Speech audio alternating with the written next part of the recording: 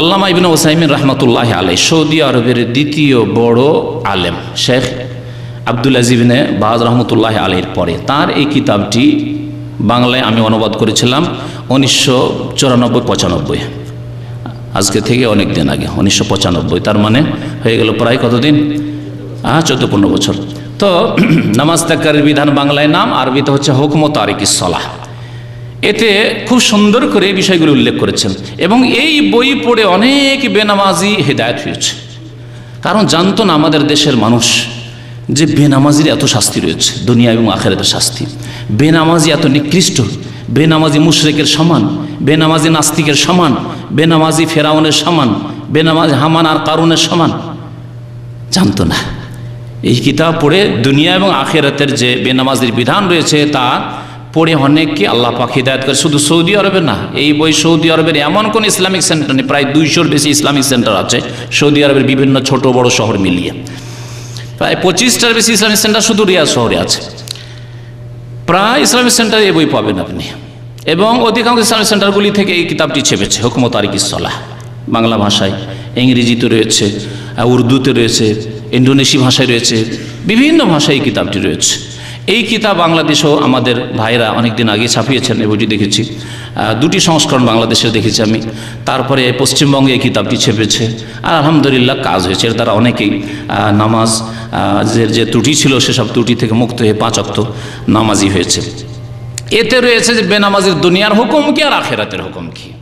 তো বেনামাজির হুকুম সম্পর্কে বলার জন্য কয়েকটি আয়াত বললাম, আর তারপরে 2-1টি হাদিস শোনাই। সময় শেষ হতে যাচ্ছে, আর বাকি অংশটুকু ইনশাআল্লাহ তাআলা আগামী সপ্তাহগুলিতে পুরা করা হবে। জাবের ইবনে আব্দুল্লাহ রাদিয়াল্লাহু তাআলা আনহুমা বর্ণনা করছেন যে সামিআতু রাসূলুল্লাহ সাল্লাল্লাহু আলাইহি ওয়াসাল্লাম, আমি আল্লাহ রাসূল সাল্লাল্লাহু আলাইহি ওয়াসাল্লামকে বলতে শুনেছি। ইয়াকুল, কি বলেছেন তিনি, বাইনার রাজুলি ওয়া বাইনাশ শিরকি ওয়াল কুফরি তারকুস সালাহ। একজন মানুষ মুসলিম, বাইনার রাজুলি মানে মুসলিম মানুষ, কারণ অন্য হাদিসে রয়েছে বাইনাল আবদে, ওয়া বাইনাশ শিরকি ওয়াল কুফরি, শিরক এবং কুফরির মাঝে পার্থক্যকারী হচ্ছে as-সালাহ, নামাজ। বাইনার রাজুলি ওয়া বাইনাশ শিরকি ওয়াল কুফরি তারকুস সালাহ। শিরক কুফরি একদিকে রাখে, আর একদিকে হচ্ছে একজন নামাজি মানুষকে রাখেন। পার্থক্যকারী হচ্ছে as-সালাহ, নামাজ পার্থক্যকারী। নামাজ পড়লে মুসলিম, আর নামাজ না পড়লে মুসলিম নয়। শিরক কুফরিতে লিপ্ত হলো, শিরক কুফরিতে লিপ্ত হলো, কুফরিতে লিপ্ত হলো। এই জন্য এমন একটি ইসলামের মৌলিক বিষয়কে ছেড়ে দিল যেটি ত্যাগ করাই হচ্ছে কুফরি, যেটি ত্যাগ করাই হচ্ছে কুফরি। আর শিরক এই জন্য যে সেই ব্যক্তি প্রবৃত্তির পূজা করল। প্রবৃত্তির পূজা করা, মন চায় না নামাজ পড়তে, মন চায় ঘুমাইতে, মন চায় খেলা দেখতে, মন চায় বসে থাকতে, মন চায় না মসজিদে যায়, মন চায় রাস্তায় বসে থাকতে, যাব না।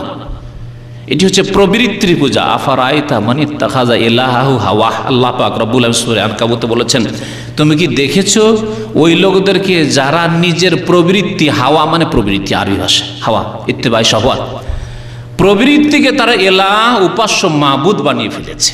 তো যেই ব্যক্তি প্রবৃত্তিকে মাবুদ, উপাস্য বানালো সে মুশরিক নয়? তো প্রবৃত্তিকে যেহেতু সে মাবুদ, উপাস্য বানালো বেনামাজি, সেজন্য সে মুশরিক। এবং সেই ব্যক্তি যেহেতু ইসলামের এমন একটি বিষয়কে ত্যাগ করলো যে বিষয়টি ত্যাগ করা হচ্ছে কুফরি, সুতরাং সে কুফরি করলো, কাফের হয়ে গেল। বাইনাল আবদে বা বাইনার রাজুলি ও বাইনাশ শিরকি ওয়াল কুফরি তারকুস সালাহ। নামাজ ত্যাগ করাই হচ্ছে কুফরি কাজ, শিরকি কাজ। নবী করিম সাল্লাল্লাহু আলাইহি ওয়াসাল্লাম এই হাদিস সহিহ মুসলিম রয়েছে। কোরআনে কারীমের পরে সহিহ বুখারীর স্থান, তারপরে সহিহ মুসলিমের স্থান। সহিহ মুসলিমের সমস্ত হাদিস সহিহ, এই জন্য সহিহাইন বলা হয় বুখারী মুসলিমকে। একটি কথা এর আগে বলেছি যে বেনামাজিদের কাফের হওয়া সম্পর্কে সাহাবায়ে কেরামের কি ছিল, ইজমা ছিল, মানে সর্বসম্মতি ক্রমে বেনামাজিকে তারা কাফের মনে করতেন। এর দলিল শুনেন। আব্দুল্লাহ ইবনে শাকীক আল উকাইলি তাবেঈ, তিনি বর্ণনা করছেন সাহাবায়ে কেরাম সম্পর্কে, কানা আসহাবু মুহাম্মাদিন সাল্লাল্লাহু আলাইহি ওয়াসাল্লাম লা ইয়ারাউনা শাইআম মিনাল আমালি তারকুহু কুফরুন গায়রাস সালাহ। নবী মুহাম্মদ সাল্লাল্লাহু আলাইহি সাল্লামের সাহাবায়ে কেরামগণ লা ইয়ারাউনা শাইআম মিনাল আমালি তারকুহু, কোন আমল ছেড়ে দেওয়াকে কুফরি মনে করতেন না, গায়রাস সালাহ, নামাজ ছাড়া, নামাজ ব্যতি রেখে। নামাজ ব্যতীত অন্য কোনো আমল ছেড়ে দেওয়াকে কুফরি মনে করতেন না, ফাসিকি মনে করতেন। তাহলে রোজা ছেড়ে দেওয়া ফাসিকি মনে করতেন, যাকাত ছেড়ে দেওয়া, যাকাত দিচ্ছে না, বকিলি করছে, অস্বীকার নয়। অস্বীকার যে কোনো বহু মাসলা মাসাইল রয়েছে। পর্দা করে না ফাসিক, পর্দা করে না স্ত্রীকে ফাসিক। কিন্তু নামাজ ছেড়ে দিলে তারকুহু, শব্দগুলির ওপর একটু লক্ষ্য করেছেন কিনা? আগের মুসলিম শরীফের হাদিসে কি রয়েছে? তারকুস সালাহ রয়েছে। তার্ক মানে কি? তরক করা মানে ছেড়ে দেওয়া, অস্বীকার করা নয়। আর এখানে এসছে কানু লা ইয়ারাউনা শাইআম মিনাল আমালি তারকুহু কুফরুন, তারকুহু কুফরুন, তরক করার কথা বলা হয়েছে। আরেকটি কথা মনে রাখবেন, শরীয়তের উৎস হচ্ছে কোরআন এবং সুন্নাহ, আল্লাহর কথা এবং তার রাসূল সাল্লাল্লাহু আলাইহি সাল্লামের কথা। নবী করিম সাল্লাল্লাহু আলাইহি সাল্লাম যখন তারাকা বলেছেন, তার বিকৃতি ঘটানো হচ্ছে পথভ্রষ্টতা, গুমরাহি। নবী করিম সাল্লাল্লাহু আলাইহি সাল্লাম বললেন তরক করা, আপনি বললেন না না না না, অস্বীকার করা। কারণ আমাদের দেশের বড় বড় বক্তা, ওয়াইজ এবং এক শ্রেণীর আলেমরাও, যাদেরকে বড় বড় আলেম মনে করা হয়, তারা বলে না, নামাজ অস্বীকার করলে কুফরি হয়, নামাজ ত্যাগ করলে কুফরি হয় না বলে। আচ্ছা বলুন, যে নবী করিম সাল্লাল্লাহু আলাইহি সাল্লাম অস্বীকার শব্দ ব্যবহার করেছেন, অস্বীকারের আরবি আনকারায়ন করে, ইনকারান মানে অস্বীকার করা, ইনকার করা মানে অস্বীকার করা। আর একটি একটু মুশকিল, আর ইনকারটা তো বুঝিনি, বাংলা ভাষায় ব্যবহার হয়। আর একটি হচ্ছে জাহাদা, ইয়াজহাদু মানে ইনকার করা, অস্বীকার করা। কোন হাদিসে জাহাদা শব্দ আসেনি, আনকারা শব্দ আসেনি। শব্দ কি এসছে? তারাকা এসছে, তরক করা, ছেড়ে দাও। নবী করিম সাল্লাল্লাহু আলাইহি সাল্লাম বলছেন তরক করা, আর আপনি বললেন অস্বীকার করা, তাহলে নবীর শরীয়ত মানেন না আপনি। এটি হচ্ছে গুমরাহি, পথভ্রষ্টতা, বক্রতা। ফাম্মাল্লাযিনা ফি কুলুবিহিম যায়গ, অন্তরে বক্রতা আছে, সেজন্য বাঁকা অর্থ করছেন আপনি। আরবি ভাষায় এত সুন্দর শব্দ মৌজুদ আছে, আনকারা মৌজুদ আছে, জাহাদা ইয়াজহাদু মৌজুদ আছে। নবী করিম সাল্লাল্লাহু আলাইহি সাল্লাম সেই ভাষাগুলি কেন প্রয়োগ করলেন না? কেন রোজা সম্পর্কে নেই, কেন হজ সম্পর্কে নেই, যে ছেড়ে দিল সে কাফের হয়ে গেল, এরকম শব্দ নেই, কিন্তু নামাজ সম্পর্কে আছে, বহু হাদিসে রয়েছে। তারপরে যদি অস্বীকার করা কুফরি হয়, তাহলে বললাম যে বহু মাসলা মাসাইল রয়েছে। পর্দাকে কেউ যদি অস্বীকার করে, মুসলিম থাকবে? থাকবে না। আচ্ছা, কোরবানি সুন্নাতে মুআক্কাদা, কারণ এটা ওয়াজিব, কারণ এটা সুন্নাতে মুআক্কাদা। সুন্নাতে মুআক্কাদাকেও যদি অস্বীকার করে, না না না না, কোরবানি করে এত অর্থনৈতিক লস করে লাভ নাই, কত কোটি কোটি টাকা নষ্ট হয়ে যাচ্ছে। যেমন এক শয়তানে লিখেছে ইন্টারনেটে যে বাংলাদেশে কত কোটি কোটি টাকার গরু জবাই হয়, লস সব। তো যদি কেউ কুরবানিকে অস্বীকার করে, মুসলিম থাকবে? তাহলে কুরবানির মতো বিধান সুন্নাতে মুআক্কাদা কেউ যদি অস্বীকার করে, সেও কাফের, সেও কাফের। নামাজ অস্বীকার করলেও কাফের, আর কুরবানি অস্বীকার করলেও কাফের। তাহলে পার্থক্য কোথায় থাকলো? হজ অস্বীকার করলেও কাফের, আর নামাজ অস্বীকার করলেও কাফের। তাহলে নামাজে আর এইসব মাসলা মাসাইলে কি পার্থক্য থাকলো? নবী করিম সাল্লাল্লাহু আলাইহি ওয়াসাল্লাম নামাজ ত্যাগকারীকে যে ছেড়ে দেয় তাকে কাফের বলেছেন, সে কুফরি করলো, কাফের হয়ে গেল। হাদিসটি কোথায় রয়েছে? তিরমিজিতে রয়েছে। সাহাবায়ে কেরামদের যে ইজমা ছিল, এই হাদিসটি তিরমিজিতে রয়েছে। আব্দুল্লাহ বিন বুরাইদা রাদিয়াল্লাহু তাআলা আনহুমা তার পিতা থেকে বর্ণনা করেছেন যে রাসূলুল্লাহ সাল্লাল্লাহু আলাইহি ওয়াসাল্লাম ইরশাদ করেছেন, আল আহদুল্লাযী বাইনানা ওয়া বাইনাহুমুস সালাতু ফামান তারাকাহা ফাকাদ কাফারা। এই হাদিসটি মুসনাদ আহমদে রয়েছে, তিরমিজিতে রয়েছে, নাসাইতে রয়েছে, ইবনে মাজাতে রয়েছে। সহিহ হাদিস, সবগুলি সহিহ হাদিস। যে আমার মাঝে এবং তাদের মাঝে আহাদ মানে প্রতিশ্রুতি হবে বা চুক্তি হবে, কিসের? আসসালাত। তাদের মাঝে মানে অমুসলিম মুসলমান হয়ে আসছে তাদের মাঝে।